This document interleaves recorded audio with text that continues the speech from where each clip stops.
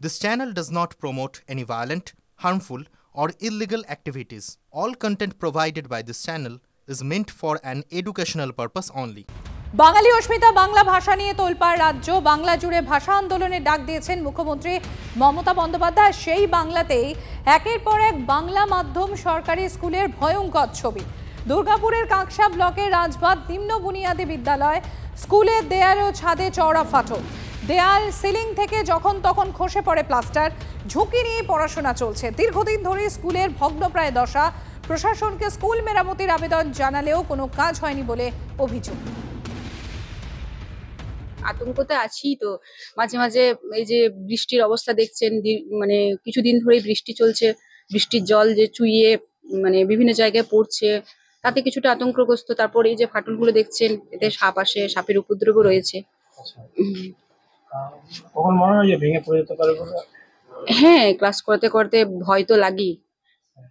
কতগুলো স্টুডেন্ট আছে এই স্কুলে? এখানে 42 স্টুডেন্টস আছে।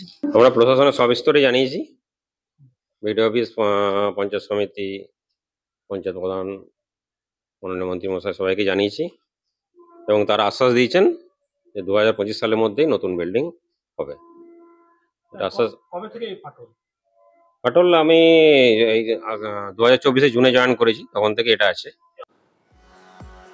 ক্লাসের মধ্যেই চলছে মিড ডে মিল রান্না, কারণ হাওড়ার আমতার উদং উত্তরপাড়া প্রাথমিক বিদ্যালয়ে একটা মাত্রই ঘর। প্রশাসনকেও একাধিকবার জানানো হলেও কোনো লাভ হয়নি বলে অভিযোগ। এদিকে বৃষ্টির হলে ছাদ থেকে জল পড়ে, ছাতা মাথায় দিয়ে ক্লাস করতে হয় পড়ুয়াদের।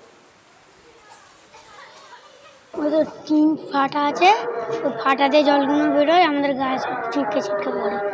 তখন ক্লাস কিভাবে করো? তখন একটু সরে যেতে হয়, এখানটা দিয়ে সরে যেতে আবার ক্লাসটা। 3 থেকে পানি পড়ে, আমরা ওখানে মানে বসে থাকি ছাতা মাথা দিয়ে, ক্লাস ভালো করে করতে পারিনি।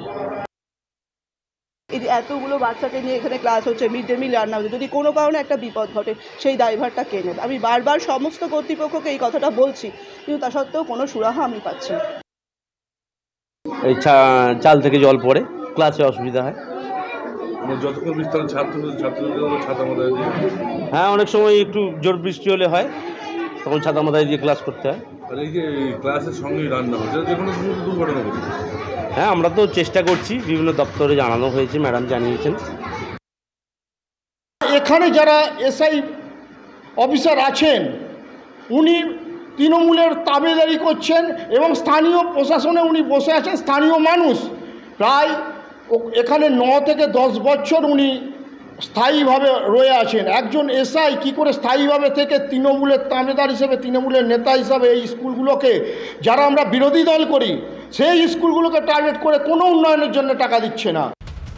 কলকাতায় জামতারা গ্যাংয়ের পর্দা ফাঁস, পুলিশের জলে চার। একটি বেসরকারি ব্যাংকের ভুয়ো ওয়েবসাইট খুলে একটা ভুয়ো নম্বর ব্যবহার করেই প্রতারণা করা হয়েছে। সুশোভন রয়েছেন আমাদের সঙ্গে।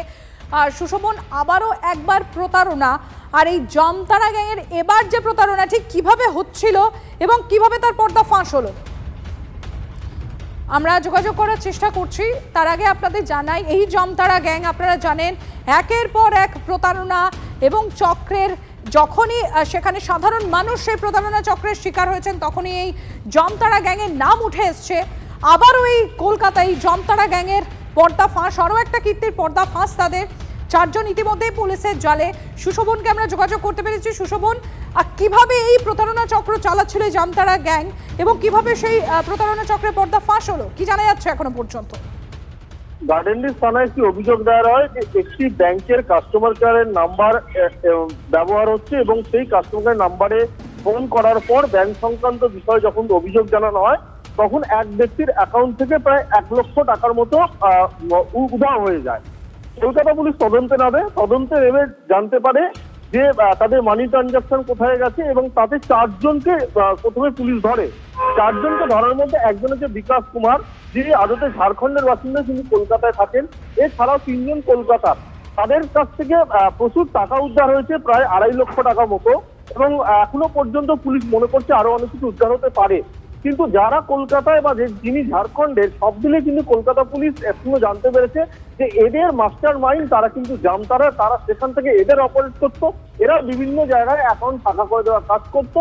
সব মিলিয়ে কিন্তু কলকাতা পুলিশ মনে করছে যে এর শিখর জামতারায় রয়েছে, যেখানে কলকাতা পুলিশ পৌঁছে একটা বিশাল বড় চক্রের হদিশ পেতে পারে।